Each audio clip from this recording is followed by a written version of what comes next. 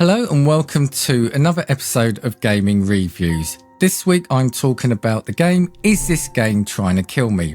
I just want to say I received a free copy of this product from our friends over at Game Press, so I want to thank them and the developer Stately Snail for the opportunity to play this game. So let's start with the title. Yes, this game is definitely trying to kill you and you will die many times. I mean, I did anyway. But the game is trying to do it in a way that feels fresh, funny and honestly entertaining.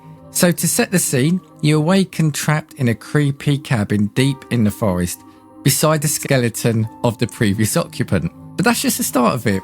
You awaken, you explore the cabin, the windows open and a huge skeletal wizard type being appears offering you freedom, but only on the condition you play and beat a video game on a nearby computer.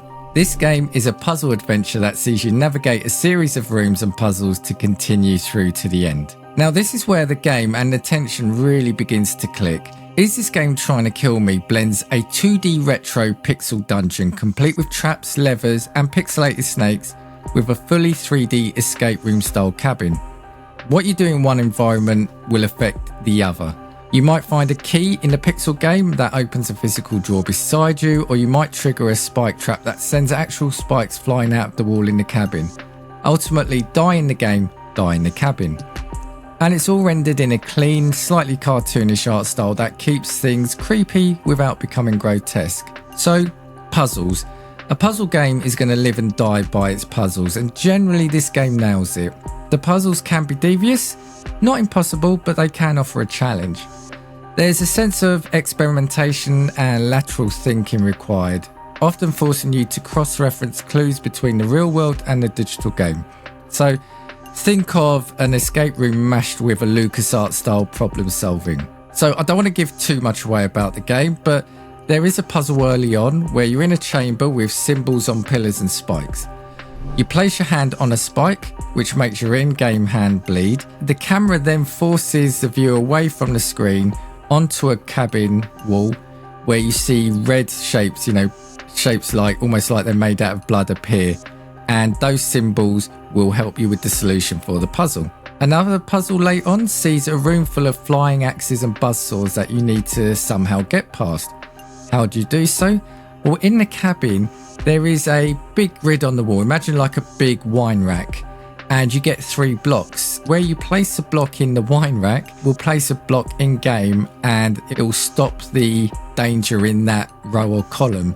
So you need to work out the best combination of block placement to be able to progress to the next screen unscathed. Again, don't want to give too much away, but think more of the same mechanic where what you can do in the game will affect the real world and what you do in the real world can affect the game. And as mentioned, you're going to die a lot and in creative ways. But the smart part is every time you die, it's not really a punishment as you tend to pick up pretty much where you left off. So the frustration never gets too much at that. And if you're completely stumped, there is a hint system included and it's done very well. When you open up the hint screen, you'll see blank Polaroid pictures. The number depends on the complexity of the puzzle. You get a clue by revealing each Polaroid and they become progressively more detailed, ultimately ending in the full solution if you need it. So it's a well thought out and an intelligent system. Graphically, the game is fine. There are 2 distinct modes. The in-game computer game is presented as an isometric overhead 16-bit retro type game. The cabin, as mentioned, is a far more cartoony and it's a 3D world. Sound in the game is good too. The music throughout is well done. At times of tension, the speed of it ratchets up and can lend a little bit more air of tension to what's happening in the game. The sound effects, again, haven't got a complaint about that. The tone, so despite the name and the horror setup, the game isn't scary in the traditional sense. You're not going to get any jump scares, there's no gore. As kind of hinted at, the tone is definitely tongue-in-cheek, but that's not to be demeaning to the game. Personally, I found it very amusing and great fun. Your skeleton captor is sarcastic and the odd occasion he makes an appearance is prone to monologuing, so think GLaDOS from Portal but in a wizard hat. The humour never undercuts the tension, but it keeps the experience playful. It's unsettling in the same way the Stanley Parable is, where you feel something bigger is watching and maybe laughing at you. The length is, well, depends on how good you are at puzzle games really and your reliance on the hint system. The game is likely to take you around 3 hours or so. There are 3 endings that you can get. I managed to get 2 on my playthrough, so to get all 3 is likely to add a little extra to your time with the game. So what about negatives?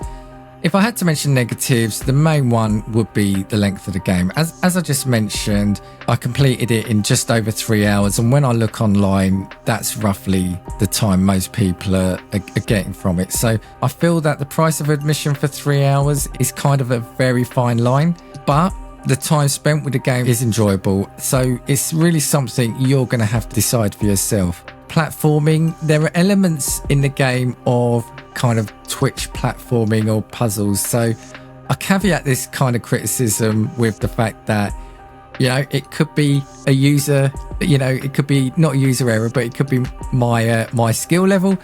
But yeah, those Twitch reflexes to avoid flying daggers, etc. I found myself having a number of batches of quick deaths in a row. They're not frequent, but those sections are there. And, you know, there is a later puzzle that I'll only describe as hide and seek that does require a fast location finding and a pressing of a specific point on screen. So whilst not as bad as the previous gripe, it initially did give a bit of an irritation. To sum it up, ultimately, Is This Game Trying to Kill Me is a really clever, fun game that mixes tongue-in-cheek horror with a 2D and 3D puzzling. The length and price may be a sticking point for you, but if you like your puzzlers to be fast and devious, this one could be for you.